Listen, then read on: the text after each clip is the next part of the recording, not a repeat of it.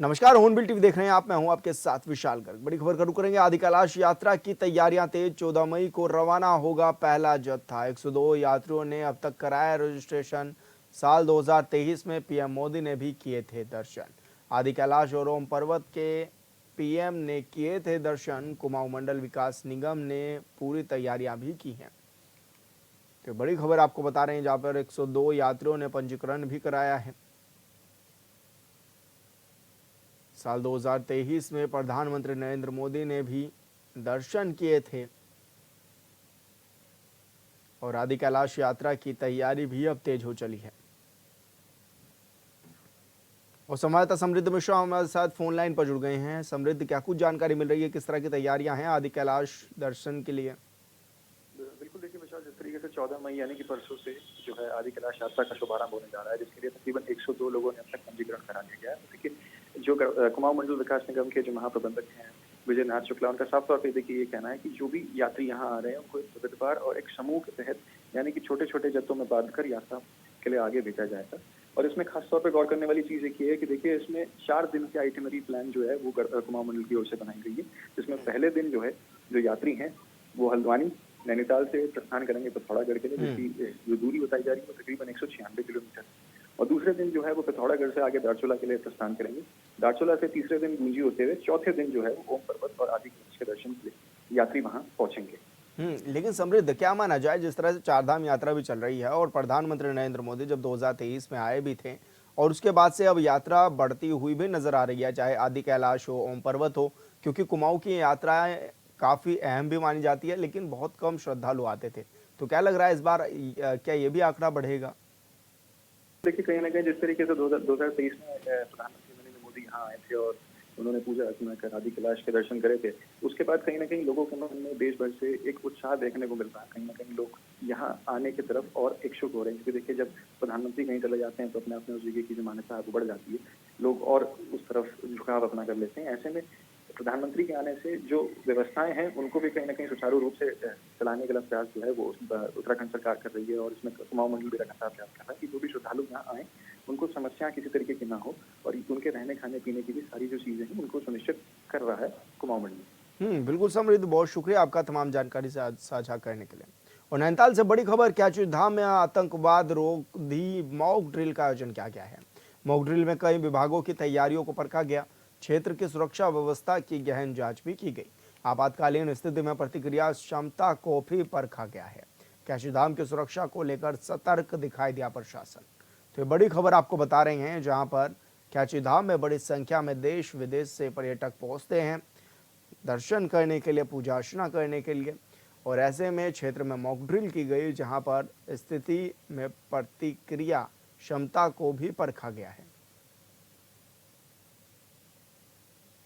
तो कैचू धाम की सुरक्षा को लेकर सतर्क नजर आ रहा है प्रशासन। इसको लेकर पुख्ता इंतजाम भी किए गए और कैचू धाम में आतंकवाद रोधी मॉक ड्रिल का भी आयोजन किया गया, जिसमें तमाम व्यवस्थाओं को भी परखा गया है।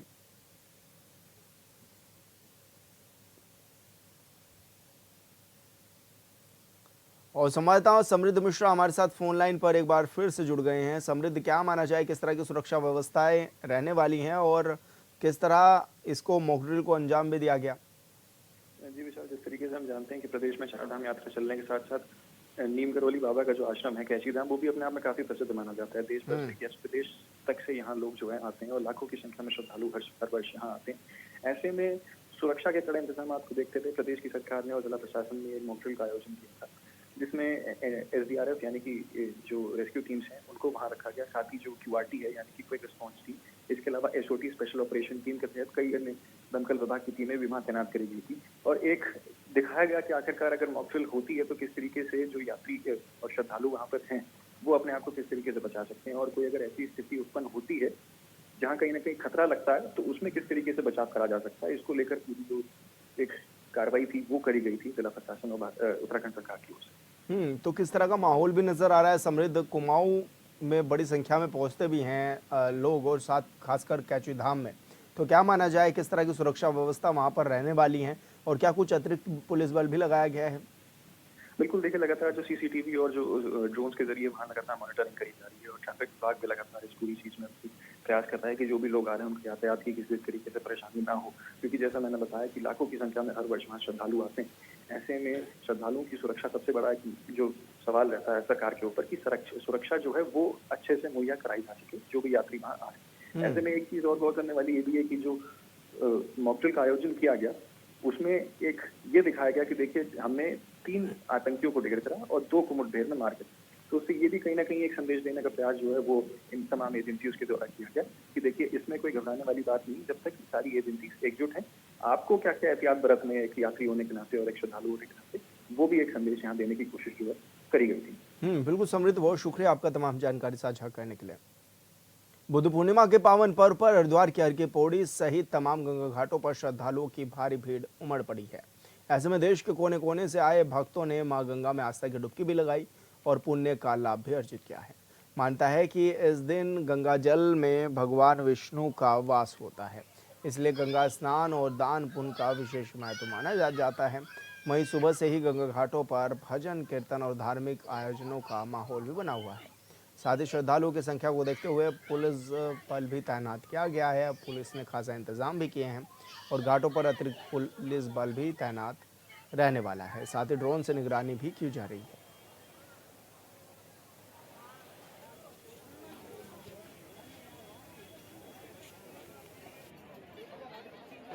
बहुत ही ज़बरदस्त ये एक स्नान का दिन है और हम भाग्यशाली हैं कि इस दिन पहुंच पाए हैं।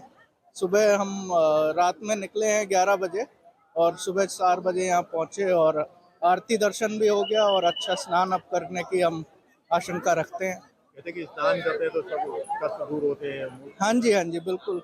आज का जो दिन है, इस दिन में अगर आप सही स्नान कर पाए तो कहते हैं कि सारे कष्ट निवारण हो जाते हैं और आपके सुखद जीवन की बहुत अच्छी आशंका हो सकती है। मुख्यमंत्री पुष्कर सिंह धामी ने रविवार को भारत नेपाल अंतर्राष्ट्रीय सीमा पर स्थित 57 वाहिनी सशस्त्र सीमा बनबसा का दौरा किया। इस अवसर पर उन्होंने सीमा सुरक्षा बल एसएसबी के अधिकारियों और जवानों से मुलाकात भी की। साथ ही सीमा क्षेत्र की सुरक्षा व्यवस्थाओं का जायजा भी लिया और जवानों का हौसला भी बढ़ाया। मुख्यमंत्री ने एसएसबी जवानों के अदम्य साहस, कर्तव्यनिष्ठा और अनुशासन की सराहना करते हुए कहा है कि सीमाओं की सुरक्षा में तैनात हमारे जवान देश की शान हैं। उन्होंने कहा है कि भारत नेपाल सीमा पर सतर्कता बनाए रखना अत्यंत आवश्यक है और केंद्र के साथ ही राज्य सरकार और सुरक्षा एजेंसियों के साथ पूरी तरह से समन्वय में काम भी किया जा रहा है।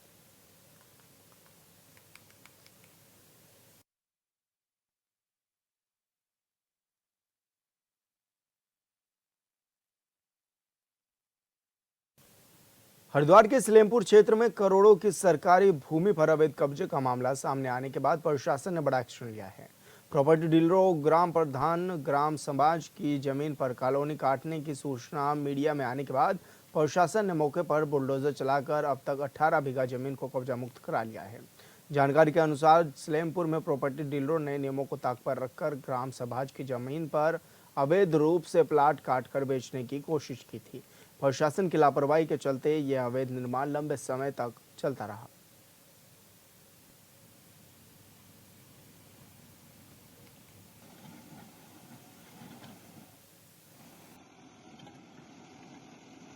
तो आपको बता दें कि सलेमपुर में रुड़की के सरकारी भूमि पर अवैध कॉलोनी बनाई गई। प्रशासन ने बुलडोजर भी अब चलाया है और प्रशासन का बुलडोजर भी गरजा है। साथ ही 18 बीघा जमीन को कब्जा मुक्त भी करा दिया गया है।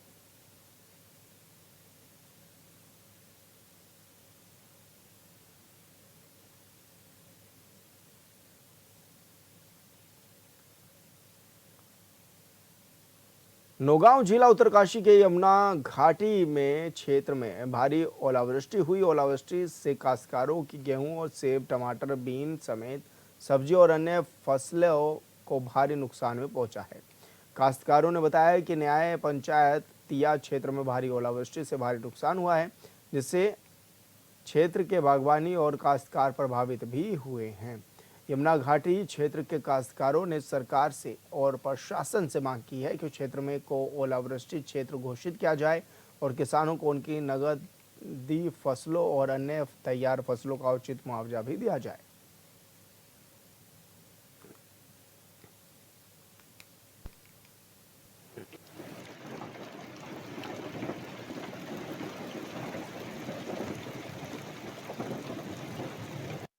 नमस्कार, मैं जगमोहन राणा, ग्राम हिंगोल विकासखंड नौगांव, जिला उत्तरकाशी से आज यमुना घाटी के धारी कपनौर क्षेत्र में जो अति ओलावृष्टि हुई है, जिसका मंजर आप हमारे पीछे भी देख रहे होंगे।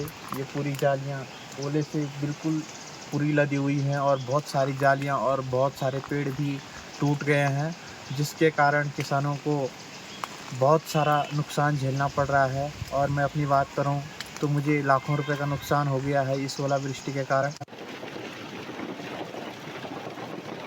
किसानों ने ये मांग भी की है कि उनको उनकी फसलों का मुआवजा भी दिया जाए। मुआवजे देने की मांग भी इस दौरान उठाई गई है और ऐसे में किसानों की जो फसलें हैं वो भी पूरी तरह से बर्बाद हो गई हैं।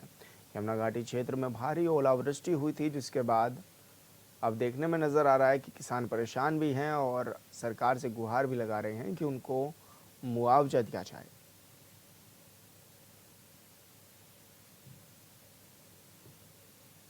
तो ये बड़ी खबर आप तक पहुंचा रहे हैं, जहां पर यमुना घाटी क्षेत्र में भारी ओलावृष्टि दर्ज की गई और ऐसे में फसलें भी पूरी तरह से खराब होती हुई नजर आई। काश्तकारों की नकदी फसलें क्षतिग्रस्त हुई हैं और उन्होंने ये मांग भी अब उठाई है कि सरकार इसके लिए उन्हें मुआवजा दे, क्योंकि बड़ा नुकसान जो है वो किसानों का हुआ ओलावृष्टि के कारण।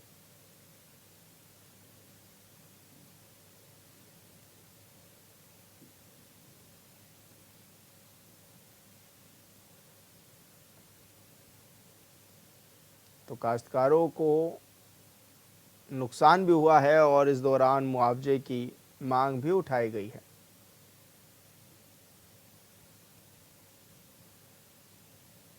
तो यमुना घाटी क्षेत्र में भारी ओलावृष्टि भी हुई है, जहां पर काश्तकारों को अब ये इंतज़ार है कि उनको मुआवजा भी दिया जाए।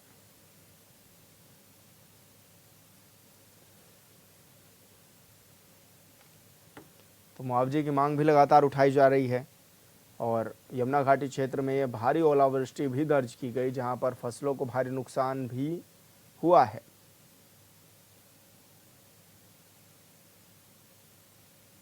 तो किसानों की कई तरह की फसलें थे जो कि पूरी तरह से बर्बाद हो गई हैं और ऐसे में ओलावृष्टि क्षेत्र घोषित करने की मांग भी की जा रही है और साथ ही सरकार से मुआवजा देने को भी कहा जा रहा है।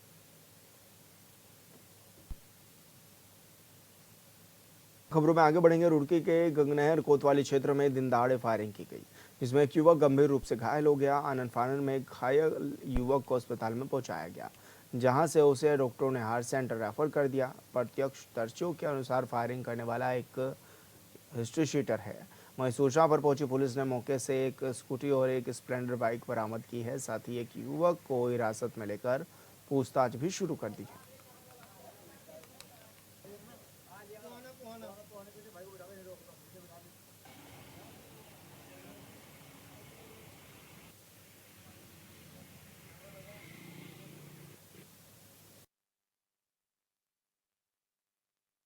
अभी हमारे पास सूचना आई थी कि सालियर के पास पर दो पक्षों में आपस में लड़ाई हुई है तथा एक व्यक्ति को गोली लगी है और व्यक्ति को फौरन अस्पताल ले जाया गया और उसके हाथ में गोली लगी है और अभी एम्स रेफर कर दिया गया है। प्रथम दृष्टया मामला इनका आपस में छुटमलपुर का बताया जा रहा है, बुरहाना और छुटमलपुर का बताया जा रहा है। छुटमलपुर में इनकी आपसी रंजिश बताई जा रही है, जिस संबंध में यहाँ पर इकट्ठा हुए थे और आपस में तलाशी की जा रही है। फॉरेंसिक टीम भी बुलाई गई है।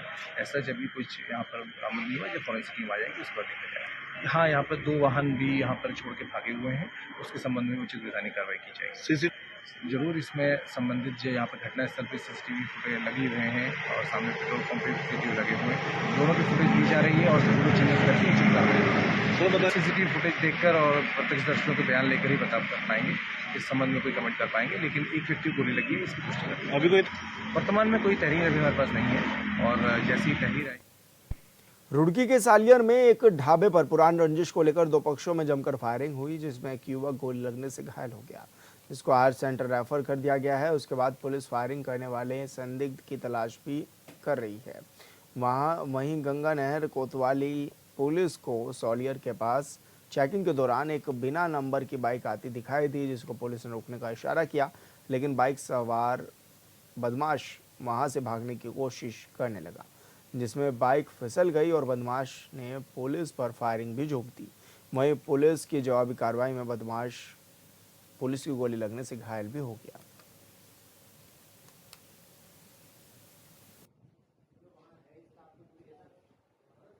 देखिए, पुलिस लगातार सघन चेकिंग अभियान चला रही है।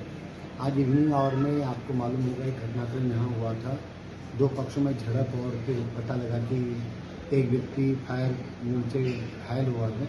तो उसके बाद लगातार हमारे देहात पूरे जनपद में लगातार चेकिंग चल रही थी। जो संदिग्ध जो पीड़ित था, विक्टिम था, उसने जो संदिग्ध का हुलिया बताया, 2-3 लोगों के बारे में उसने बताया था। तो अभी हमारी चेकिंग के दौरान ही सालियर के पास हमें हमारी टीम को एक बिना नंबर की बाइक में कोई व्यक्ति जाता हुआ दिखा, रोकने पर रुका नहीं, तो उसका पीछा किया। आगे जाके जब वो फिसला है, क्योंकि अंधाधुंध भाग रहा था, फिसलने के बाद भी उसने पीछे से आती हुई पुलिस टीम पे फायरिंग किया है। तो पुलिस ने जवाबी फायरिंग किया। हमारे इंस्पेक्टर गंगाधर साथ में ही थे, तो उसके पैर में गोली लगी, जो भी इसको हॉस्पिटलाइज करके उसका इलाज चल रहा है। और अभी जो उसके बारे में जानकारी प्राप्त हुई, तो ये जो आज का घटनाक्रम था उसमें शामिल है ये बंदा। इसका नाम है रोहित पुत्र महावीर, निवासी करौदी भगवानपुर। और अभी प्रथम दृष्टया जो जानकारी मिली, 8 मुकदमे जिसमें मर्डर और जान से मारने के प्रयास के उस पर दर्ज हैं। बाकी आगे जानकारी ली जा रही है। भीमताल से बीजेपी विधायक राम सिंह केड़ा ने हॉर्नबिल टीवी से खास बातचीत की, जिसमें विधायक ने भारत पाकिस्तान के बीच तनाव को लेकर कहा है कि भारतीय सेना पाकिस्तान को करारा जवाब दे रही है। सेना ने घर में घुसकर जवाब दिया है। उन्होंने कहा है कि आतंकवाद को देश बर्दाश्त नहीं करेगा। आतंकवाद के खिलाफ देश एकजुट है। वहीं जातीय जनगणना समेत 4 धाम यात्रा समेत अन्य विषयों पर भी विधायक ने अपनी बात रखी है। भाजपा विधायक राम सिंह केड़ा जी हमारे साथ मौजूद हैं। विधायक जी, जिस तरह से लगातार भारत और पाकिस्तान के बीच तनाव बढ़ता हुआ भी नजर आ रहा है, क्या लग रहा है किस तरह से जवाब भारत सरकार देने के कोशिश में है? हमारी सरकार पाकिस्तान को हर प्रकार का जवाब दे रही है। और जब से नरेंद्र मोदी जी देश के प्रधानमंत्री बने हैं, तब से हमारी सरकार ने कई आतंकवादियों के जो बंकर हैं उनको उखाड़ फेंकने का काम किया है और पाकिस्तान के घर में घुस करके पाकिस्तान के जो आतंकवादी ठिकाने हैं उनको नष्ट करने का काम किया है। हमारा उद्देश्य सीधे है कि हम आम जनता को नुकसान पाकिस्तान में कहीं पर नहीं पहुंचाना चाहते हैं, लेकिन पाकिस्तान के जो मंसूबे हैं उसको हम ख़त्म करेंगे। और नरेंद्र मोदी जी के नेतृत्व में और केंद्र सरकार के नेतृत्व में भारतीय जनता पार्टी की सरकार, जो एनडीए की सरकार काम कर रही है, वह निश्चित रूप से पाकिस्तान जैसे आतंकवाद देश जो है उसके मंसूबों को हम ख़त्म करेंगे। और निश्चित रूप से उन्होंने जो हमारे पर्यटकों पर जो हमला किया, जो हमारे देश में सीधे साधे लोग, जो आम जनता को जो टारगेट करने का काम किया, उसका हम जवाब दे रहे हैं। और हमारा उद्देश्य माननीय नरेंद्र मोदी जी के नेतृत्व में अभी यही है कि जो पाकिस्तान में जो आतंकवादी बंकर हैं उनको हम ख़त्म करने की तैयारी में हैं। और हमारी सेना और हमारा देश और हमारी सरकार पूर्णतः आतंकवादियों को ख़त्म करने की तैयारी में लगी है। और हम आम जनता को कहीं पर भी कोई नुकसान नहीं पहुंचाना चाहते हैं, लेकिन उसके बावजूद भी अगर पाकिस्तान अपनी औकात से बाहर जाएगा तो निश्चित रूप से मुंहतोड़ जवाब दिया जाएगा और पाकिस्तान को इसकी औकात बताई जाएगी। बस अब ऑपरेशन सिंदूर जिस तरह से चलाया गया है और अब ये भी देखा जा रहा है कि विपक्ष के बड़े नेता भी आप लोगों के साथ हैं, तो क्या पूरी तरह से जवाब देने के लिए तैयार है भारत सरकार भी? और दूसरा, क्या माना जाए, क्योंकि बड़ी संख्या में देश की जो जनता है वो भी यही चाहती है कि पाकिस्तान को सबक सिखाया जाए। देखिए, हमारा आज का ये जो पाकिस्तान और भारत की जो मनमुटाव की स्थिति है, ये कई सालों से चलती आ रही है। और ये पाकिस्तान का ख़त्म बहुत पहले हो जाना चाहिए, आतंकवादियों का ख़त्म बहुत पहले हो जाना चाहिए। लेकिन जम्मू कश्मीर में जो धारा 370 थी वो बहुत पहले, आज से 50 साल पहले हट जानी चाहिए थी, लेकिन आज तक की सरकारों ने जो ठोस कदम थे वो नहीं लिए। लेकिन अब भारतीय जनता पार्टी की सरकार ठोस कदम भी लेगी और पाकिस्तान को उनके मंसूबों को ख़त्म भी करेगी। और निश्चित रूप से जो आतंकवादियों को पनाह देने का काम पाकिस्तान करता है, वो उनके जो मंसूबे हैं उनको ख़त्म करने का काम हमारी सरकार और हम करेंगे। वैसे वक्फ संशोधन बिल आप लोग लेकर के आए, कितना ज़रूरी इस बिल को भी मानते हैं और कितना फ़ायदा आप इसका देखते हैं कि आने वाले समय में मिलेगा? देखिए, इस बिल के माध्यम से कई ऐसे लोग हैं जो देश की जनता की जो संपत्ति है, जो उस वर्ग के भी जो गरीब लोग हैं उनकी संपत्ति में जो लोग कब्जा किए हुए थे और उनसे कब्जा हटे और पूरे देश में हर व्यक्ति को समान अधिकार मिले, सबको एक वरीयता से देखा जाए और वक्फ कानून के माध्यम से सभी भाइयों को, सभी उस वर्ग के भाइयों को समान रूप से उनका अधिकार मिले, इस उद्देश्य से ये वक्फ बिल लाया गया है। ये किसी को दबाने के लिए या किसी को परेशान करने के लिए नहीं लाया गया। देश की जो संसद में जो वक्फ बिल लाया गया वो देश के हित में और हर वर्ग के हित में, उस वर्ग के विशेष हित में लाया गया है। जाति जनगणना कितनी ज़रूरी भी है देश के लिए, क्योंकि अब लगातार ये बात उठने लगी है जो कि जाति जो जनगणना है वो होनी चाहिए? देखिए, ये तो जब 2014 में हमारी सरकार बनी, 2014 में जब नरेंद्र मोदी जी प्रधानमंत्री बने, सबसे पहले भाषण नरेंद्र मोदी जी का यही था कि जाति जनगणना बहुत ज़रूरी है और जाति जनगणना की देश में आवश्यकता है। तो नरेंद्र मोदी जी ने 2014 में जब शपथ ली थी तो उनके शब्दों में स्पष्ट था कि हम जाति जनगणना की सख्त आवश्यकता है देश को और देश में, और जाति जनगणना हम करेंगे। तो आज माननीय नरेंद्र मोदी जी ने उस कदम को आगे बढ़ाने का काम किया। जिस दिन प्रधानमंत्री की शपथ ली थी उसी दिन जो शब्द उन्होंने कहे थे, आज उन शब्दों पर क्रियान्वित किया जा रहा है, उन शब्दों को आगे बढ़ाने का काम किया जा रहा है। एक देश एक चुनाव की बात बीजेपी करती है, क्या लगता है कितना फ़ायदा इससे आने वाले समय में मिलेगा और कितना जो समय बर्बाद होता है वो भी बच सकेगा एक देश एक चुनाव से? देखिए, मैं आप के माध्यम से, आप लोकतंत्र के चौथे स्तंभ हैं, आपके माध्यम से कहना चाहता हूं कि देश में समय समय पर चुनाव होते हैं, कभी निकाय चुनाव होते हैं, कभी पंचायत चुनाव होते हैं, कभी किसी राज्य में, मतलब लगातार कोई भी ऐसा समय नहीं है जिस समय चुनाव नहीं होते हों किसी न किसी प्रांत में। तो इसलिए अगर नैनीताल जिले के, यानी कि अगर निकाय चुनाव होते हैं, बीच में निकाय चुनाव हुए, तो निकाय चुनाव नगरपालिका हल्द्वानी, नैनीताल, भीमताल थी, लेकिन आचार संहिता पूरे जिले में लागू की गई। तो इसलिए क्या होता है, इस निकाय चुनाव से जो क्षेत्र इस परिधि में नहीं आता है उस क्षेत्रों में भी विकास कार्य प्रभावित होते हैं। और हर समय लगातार चुनाव होने से एक तो आचार संहिता लगातार लगी रहती है, विकास कार्य प्रभावित होते हैं। फिर क्या होता है कि अधिकारी सब व्यस्त रह जाते हैं कि उन्होंने कहा कि आज तो वहाँ निकाय चुनाव है, मेरी ड्यूटी वहाँ लगी है, आज वहाँ विधानसभा चुनाव है। कई आपने देखा बीच में हरियाणा में चुनाव हुए और बीच में दिल्ली में चुनाव हुए, यहाँ के कई IAS अधिकारी, कई PCS अधिकारी की ड्यूटी वहाँ लगी थी। तो इसलिए सभी अधिकारियों को भी डिस्टर्ब होता है, कर्मचारियों को भी डिस्टर्ब होता है और साथ ही जो धन की व्ययता है, यानी कि एक साथ अगर चुनाव होगा, लोकसभा, विधानसभा, निकाय और पंचायत का, तो एक ही समय में समय भी बचेगा और जो समय समय पर पैसा खर्च होता है उस पैसे का भी बचाव होगा। जी, धन्यवाद सर, हमसे बातचीत करने के लिए, हॉर्नबिल टीवी से बातचीत करने के लिए। राम सिंह खेड़ा जी हमारे साथ थे जो कि राज्य के तमाम विषयों पर हमारे साथ बातचीत कर रहे थे। हॉर्नबिल टीवी के लिए देहरादून से विशाल गर्ग। और फिलहाल इस बुलेटिन में इतना ही। आप देख रहे हैं हॉर्नबिल टीवी। नमस्कार।